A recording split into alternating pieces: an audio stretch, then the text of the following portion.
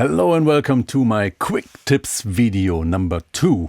Today I'd like to show you how you can use a full diminished arpeggio in a blues context.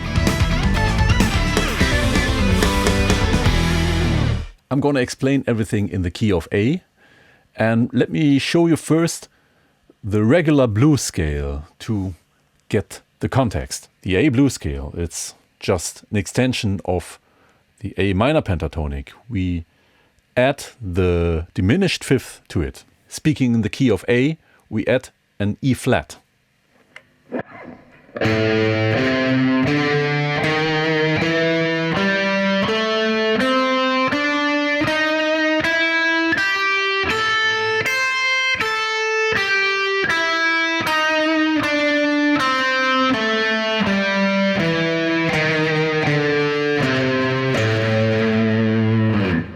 The notes where I added my facial expression were the blues notes, the blue notes.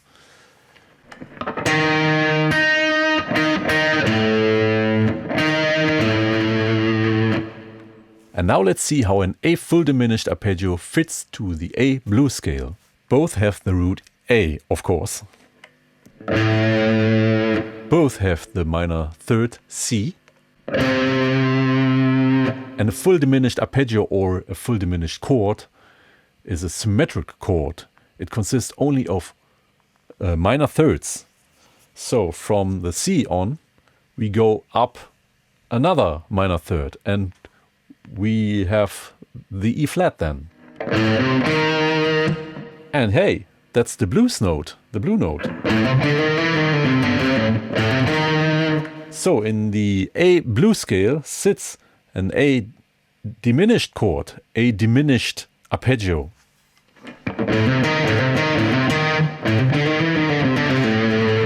The full diminished arpeggio adds one more third. From the E flat, it goes up to the F sharp or the G flat. This note is not in the blues scale, but it fits, it's the major 6. It brings more the Dorian sound into it.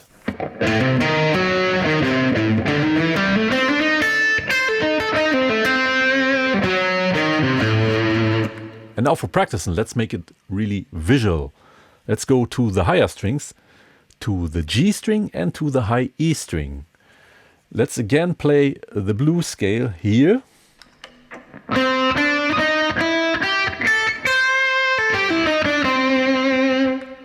And the outer notes here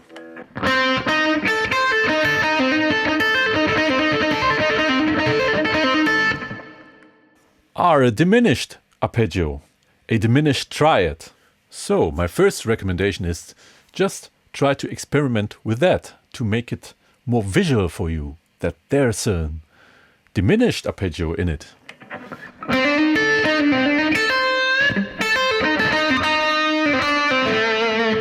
And this is only the diminished triad, but what you can do now, symmetrical chords or arpeggios have an advantage when it comes to inversions. All inversions look the same. So you can regard this as a diminished shape and move it in minor thirds upwards the neck.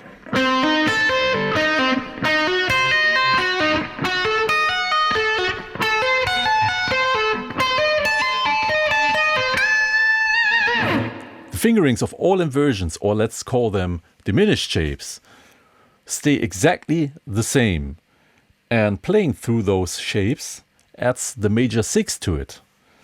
So on the whole, we get all notes of an A full diminished arpeggio. I have to mention, moving this shape in minor thirds upwards, calling it inversions is not completely right, because this is a triad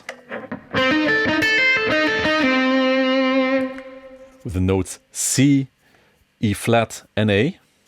Here's the C again.